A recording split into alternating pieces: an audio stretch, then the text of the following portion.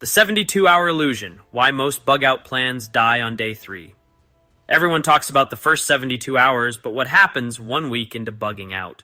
You've got your bug-out bag, your water filter, your fire starter, you think you're ready, let's get real. If it's SHTF apocalypse and you're actually bugging out because things have truly gotten that bad, then the first 3 days aren't the test, they're the warm-up. And most people fail the moment the adrenaline wears off. This isn't about gear lists or calorie counts. This is about the psychological collapse that happens when day 4 arrives and you realize your body's breaking down, your plan had holes, and the people you thought you could trust are nowhere to be found. Today we're exposing the 5 critical failures that separate survivors from statistics. Quick favor, subscribe, then share this with the friend rocking a 50-pound bug-out bag so they see the reality. Let's talk about what nobody prepares for, exhaustion. Not the kind you fix with coffee. The kind that makes you leave your knife behind, forget to purify water, or walk past obvious shelter because your brain stopped processing information correctly. Special Forces research shows cognitive function drops 60% after just 2 nights of poor sleep. In a crisis, you're not getting good sleep. You're getting interrupted, hypervigilant, stress-induced semi-consciousness. By day 3, you're operating at 40% capacity. By day 5, you're making lethal mistakes. The fix? Force yourself into rest cycles. Even 20-minute power naps restore decision-making faster than any amount of caffeine. Survival isn't about toughness. It's about maintenance. Here's the math everyone ignores. You're burning 3,500 to 5,000 calories a day when you're hauling gear, building shelter, gathering firewood, and staying warm. Your 3-day emergency food supply, that's 1,900 calories per day if you're lucky. You're running a 2,000 calorie deficit every single day. By day 4, your body starts cannibalizing muscle, your immune system crashes, you get cold faster, injuries don't heal, and your brain, already sleep deprived, now doesn't have the glucose it needs to function. This is why the pioneers didn't just carry food. They carried knowledge, foraging, trapping, fishing. These aren't hobbies, they're survival extensions. If your plan doesn't include calorie acquisition, it's not a plan, it's a countdown. The common prepper wisdom is clear. You need water. The rule of thumb is 1 gallon per person per day. Sounds simple, right? But let's do the math. Water weighs just over 8 pounds per gallon. For a standard 72-hour bug out, that's 24 pounds dedicated solely to hydration.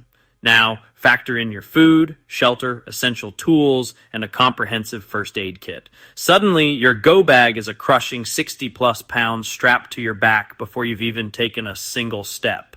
Now, try to walk 15 miles with that load. Imagine it in blistering summer heat or freezing winter cold, with no rest stops, no resupply, and no infrastructure to fall back on. It's a recipe for failure. Your body will be screaming in protest. Your feet will be blistered raw. And here's the kicker. You'll be drinking through your precious supply much faster than planned because physical and mental stress dramatically increase water loss through sweat and respiration. That heavy pack becomes your own worst enemy. This is what experienced survivalists understand. You don't carry all your water. That's a rookie mistake. You carry lightweight purification tools and the crucial knowledge to find water sources in the wild. Learn to read the terrain like a map. Valleys and low-lying areas naturally collect water. Look for telltale signs like vibrant green vegetation, which signals moisture is present. Listen for birds at dawn and dusk. Their activity often centers around a water source. Most importantly, master multiple purification methods: boiling, chemical treatments, and filtration. Because when one method inevitably fails, and it will, you absolutely need reliable backups to stay alive. Humans aren't wired for long-term isolation. We're fundamentally tribal creatures, evolved over millennia to rely on the group for safety and validation. When you're alone, especially under intense stress, that ancient wiring phrase, your mind starts working against you. Paranoia, depression, hopelessness. These aren't personality flaws or signs of weakness. They're predictable neurological responses to severe social deprivation, your brain literally losing its grip without external social cues. Look at what happened during the Australian bushfires. Solo survivors reported hallucinations, irrational decisions, and complete motivational collapse after just 4 days alone. Their perception of reality began to warp. But groups, Even small ones of just 2 or 3 people maintain psychological stability and morale for weeks under the exact same conditions. This is why the lone wolf fantasy is so dangerous. It's a myth that will get you killed. You need people, not just for physical labor or an extra set of eyes. You need them for your own mental survival. Even if it's just one other person, that human connection keeps your executive function online, allowing you to think clearly and make rational choices. If you're preparing solo, you're not preparing to survive. You're preparing to fail. Build your community now before you need it. Know who you can trust with your life. Establish communication protocols and rally points. Because when things fall apart, the question isn't whether you'll need help, it's whether you'll have anyone left to ask. You've watched countless YouTube tutorials absorbing every tip and trick. You even practiced in your backyard on a perfect sunny afternoon, feeling a surge of confidence as the Tinder bundle burst into flame. But then the real emergency hits. It's not a calm afternoon. It's a chaotic downpour. It's pitch black. Your hands are numb with cold, shaking uncontrollably. And suddenly, that fire-starting technique you thought you mastered is utterly useless against the harsh reality of the situation. This is a classic case of skill degradation under stress, a well-documented psychological and physiological response. When your body is flooded with adrenaline and cortisol, your fine motor control is one of the first things to go. Your memory, which seemed so reliable in a calm state, becomes frustratingly selective.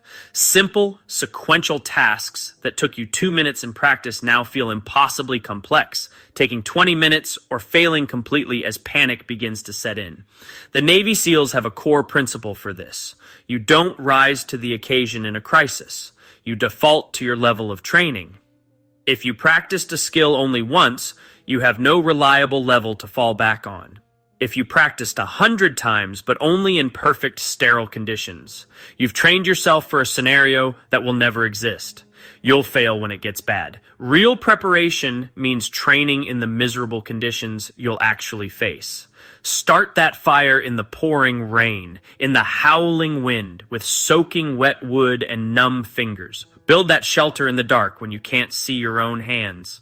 Filter water when you're exhausted and dehydrated. You must stress-proof your skills through relentless, realistic practice. Because the time to discover you can't do something is never when your life depends on it. So here's what actually works. Not theory, not fantasy. Real-world, tested, proven survival protocol. 1. Master the fundamentals to automaticity, fire, shelter, water, navigation. Practice until you can do them exhausted, in the dark, with your offhand. 2. Build redundancy into everything. 2 is 1, 1 is none. If you have one method for purifying water, you have 0 methods when it breaks.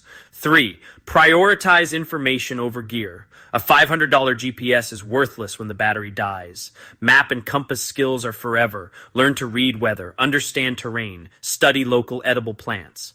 4. Establish your network now, not when the emergency starts. You need people with complementary skills: medical, mechanical, agricultural, communications. A community of prepared individuals is exponentially stronger than individuals with gear. 5. Test your plan under real stress. Do a full 72-hour blackout drill. No power, no running water, no grocery stores. See what breaks. Fix it now. Here's what you do this week. Action 1. Practice one survival skill until failure. Start a fire in the rain. Build a shelter in the dark. Filter water from a questionable source. Learn where your knowledge gaps are. Action 2. Audit your caloric math. Calculate what you're actually burning versus what you're carrying. Find 3 local wild food sources and learn to identify them properly. Action 3. Identify 3 people in your area with skills you lack. Have an honest conversation about mutual preparedness. No fantasies, just reality. Action 4. Do a 24-hour trial run. No electricity, no tap water, no stores. Experience the psychological and physical reality of disruption. Action 5. Build a communication plan that doesn't rely on cell towers. Ham radio, signal mirrors, pre-established meeting points. Test it. Survival isn't a solo achievement. It never has been. Throughout human history, the people who made it weren't the strongest or the most armed. They were the ones who built trust, shared knowledge, and understood that community isn't a weakness. It's the ultimate force multiplier. Prepare yourself, but prepare with others. Because the grid isn't just electrical, it's social. And when one falls, you'll need the other intact.